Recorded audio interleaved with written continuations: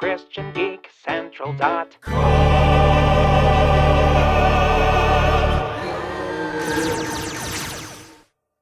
still! You lied to me! You lied to me! In the face, in my face. Put it in the peanut butter. In the face, in my face, in the face, in my face.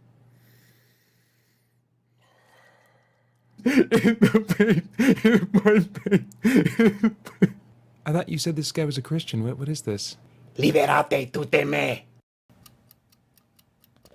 Hey, Peter Franson from ChristianGeekCentral.com and Spirit Blade Productions. I got my timer set for 10 minutes, give or take. Let's see how far I can get in part 4 of my bookshelf tour. Now, last time we left off with the Matrix videos, really all of these kind of like overflow movies that, crept up from upstairs.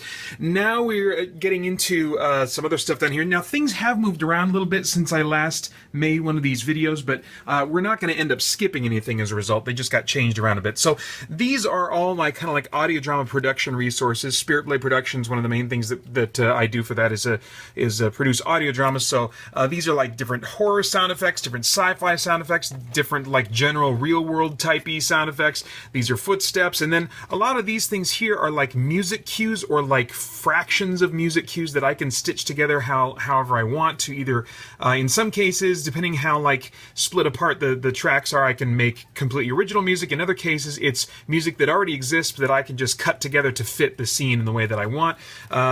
So yeah, that's kind of like what all this stuff is here. Okay, now so we get into the stuff that you're probably more interested in, and that is video games. So this is my NES video game collection. Many of these are games that I grew up with, but I repurchased when I got older because at one point we sold our NES, and I used my part of that money, since it belonged to me and my two sisters. I used my part of that money to buy the Super Nintendo, and so we ditched all of our games at that point. But later on in life, I repurchased an NES and then went back and bought a lot of the games that I used to have. One of them being Batman. Now, this was the... I won't pull all of them out to look at the covers. I'm sure you can find those images elsewhere. But the Batman movie tie-in, this was... I sold... No, I didn't sell. I traded my Scorponok Decepticon Transformer with a friend in order to get this video game. And I really enjoyed it a lot, even though it's largely a Ninja Gaiden knockoff. It's, it uses those mechanics well, and it's, really enjoyable. And let's see here, Bionic Commando. Like, all these games are too hard for me. All of them, except for, like, the role-playing games. All of them are too hard for me, so my Game Genie is downstairs. The boys, my two sons, use that. We have an NES downstairs now that they use. I actually use these games when I play them now. I play them with my Retron 5 that I picked up over last summer. So, but the old NES that I purchased a while back is downstairs along with the Game Genie for my boys to use. Bionic Commando, oh man, that's way too hard for me, but I mean, I used to love playing through it with cheat codes. Like, my idea of a good Saturday night was to just like put in the invincible cheat codes and like play Bionic Commando from beginning to end. Tons of fun.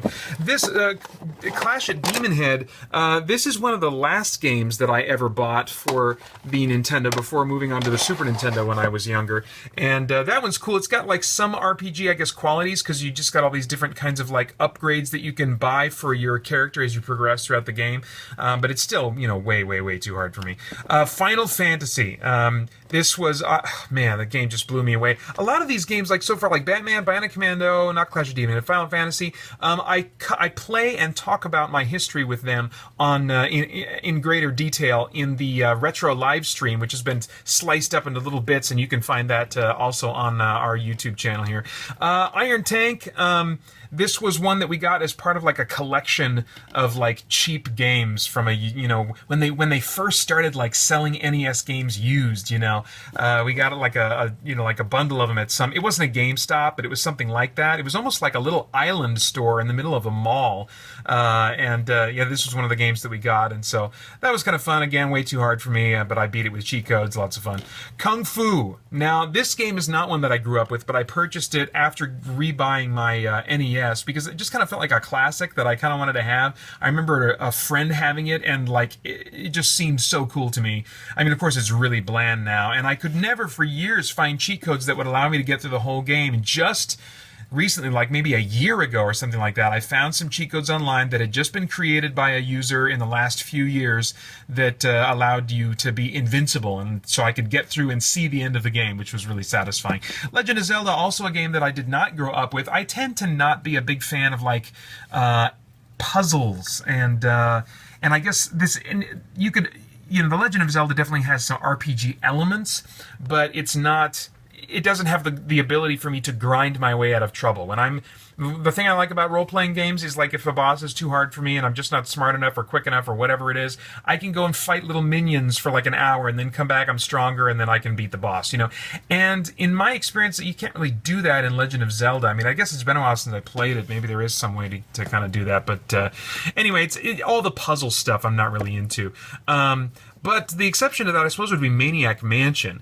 Now, I did try to replay this recently during my retro live stream and kind of just discovered some clunky things that nostalgia had caused me to forget about. So I don't know that I would come back to a point-and-click adventure today, but that was a huge game for me. I mean, it was... me and a friend discovered it when, you know, we were having a sleepover, I think, at his house. We rented the game, and we just had a ton of fun with that. And that was really, I think, maybe even before I discovered RPGs. And but it, you know, it's just tons of fun. And now with the remake coming out for Day of the Tentacle on PS4, I'm definitely looking forward to giving at least Day of the Tentacle a try, and hopefully I can get wooed back into point-and-click adventure games a little bit, because when they are fun and when they're not clunky for me, I really have a blast. Narc. Okay, this is a pretty substanceless game. I think I repurchased this only, I think, for nostalgia value. It's like, oh yeah, I remember liking this, and oh, okay, it's really cheap here at a used bookstore or whatever, so, you know, I'll go ahead and grab it. But you know, it's a two-player simultaneous co-op. Go down the street and, like, machine gun criminals to death, like drug dealers. Just blow them all away. So yeah, pretty crazy. I think it was kind of controversial when it came out, but I don't really remember. And then Ninja Gaiden 1 and 2, and of course, well, not of course, maybe you're a lot smarter than I am, you probably are, and you probably said Ninja Gaiden your whole life, but for me it was Ninja Gaiden for years. I've been trying to discipline myself in the last, I don't know how many years, to like say, you know, oh, like when video reviewers started doing their things, you know, like G4 and GameSpot and stuff like that. It's like, oh, they're all saying Gaiden. Is that how you say it? Gaiden? I really thought it was Gaiden. Me and my friends said Gaiden. Oh well. So we're just uncultured Americans, and so we say Gaiden. But I'm trying to break myself of it. Rad Racer, another game that I'm terrible at, but it's fun with cheat codes. Speaking of, Super Mario Brothers 2 and 3 fall into the same camp with me. I love exploring games, and the games like this, the Mario games, are just a ton of fun to explore. They're just way too difficult and frustrating for me.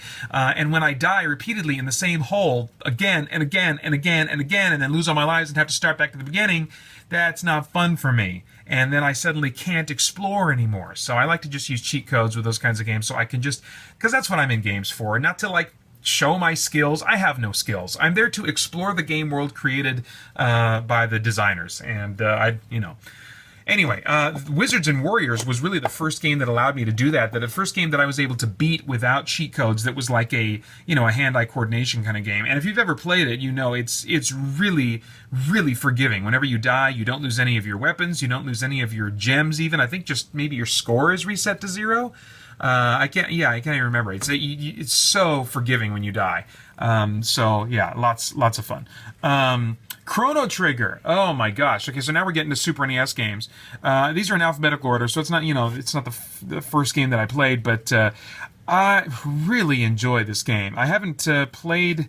I don't think I've ever played it all the way through again via some kind of remake, like on my phone or on some other, you know, console, like the Virtual Console on the Wii or anything like that. But I've seen, and I haven't seen all of the endings.